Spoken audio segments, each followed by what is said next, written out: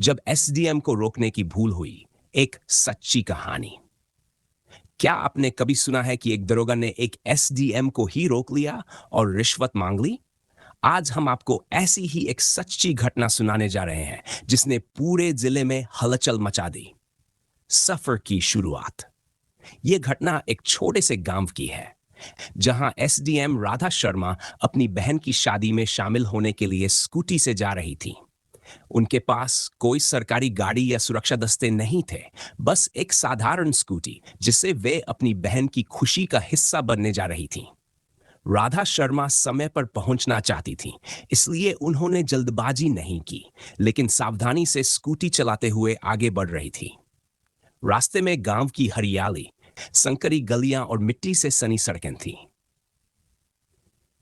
जब रास्ता रोका गया, ऐसे ही राधा शर्मा मुख्य सड़क पर पहुंची, एक पुलिस अधिकारी जो उसी इलाके में तैनात था ने उन्हें रोक लिया। रुकिए, स्कूटी के कागज दिखाइए। राधा शर्मा ने बिना किसी झिझक के अपने दस्तावेज निकाल कर दे दिए। उनके चेहरे पर कोई घबराहट नहीं थी, बल्कि एक आत्मविश्वास था।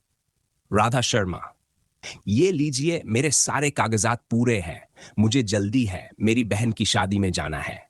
दरोगा ने कागज देखे, फिर भी मुस्कुराते हुए कहा, शादी में जा रही है? ठीक है, लेकिन आगे जाने के लिए आपको 65 रुपये देने होंगे, वरना स्कूटी यहीं खड़ी रहेगी। राधा शर्मा चौंक गई। उन्होंने नियम तोड़ा भी नहीं था, फिर ये रिश्वत क्यों? जब हकीकत सामने आई, राधा शर्मा, मुझे तो लगा था कि ट्रैफिक नियमों का पालन करने वालों को कोई परेशानी नहीं होगी, लेकिन यहां तो रिश्वत मांगी जा रही है। दरोगा हंसते हुए बोला, मैडम, नियम कानून की बातें रहने दीजिए। यहां तो जो पैसे देता है वही आगे बढ़ता है। लेकिन दरोगा को नहीं पता था कि जिस महिला से वह बात कर रहा है वह कोई आम नागरिक नहीं, बल्कि जिले की एसडीएम है। राधा शर्मा ने अपनी स्कूटी रोकी, हेलमेट उतारा और गंभीर स्वर में कहा, आपको शायद नहीं पता कि आप किससे बात कर रहे हैं। मैं इस जिले की एसडीएम राधा शर्मा हूं। अब बताइए, आप किस नियम के तहत मुझसे पैसे मांग रहे थे? दरोगा का चेहरा फक पड़ गया। उसे अपनी गलती का एहसास हो चुका था। मैडम, माफ करिए, मुझे नहीं पता था कि आप एसडीएम हैं। मैं तो बस आपका बस ही लोगों का शोषण कर रहा है। आप अपनी वर्दी का गलत इस्तेमाल कर रहे हैं भाई, और ये मैं बर्दाश्त नहीं करूंगी। अपनी आईडी मुझे दीजिए। दरोगा के हाथ कांप रहे थे। उसने अपनी आईडी निकालकर दे दी। अदाशोर न्याय हुआ।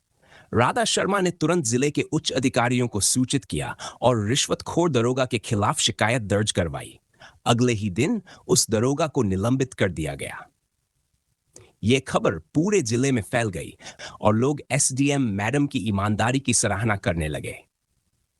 राधा शर्मा ने अपनी बहन की शादी में खुशी खुशी हिस्सा लिया, लेकिन इस घटना को उन्होंने नजरअंदाज नहीं किया।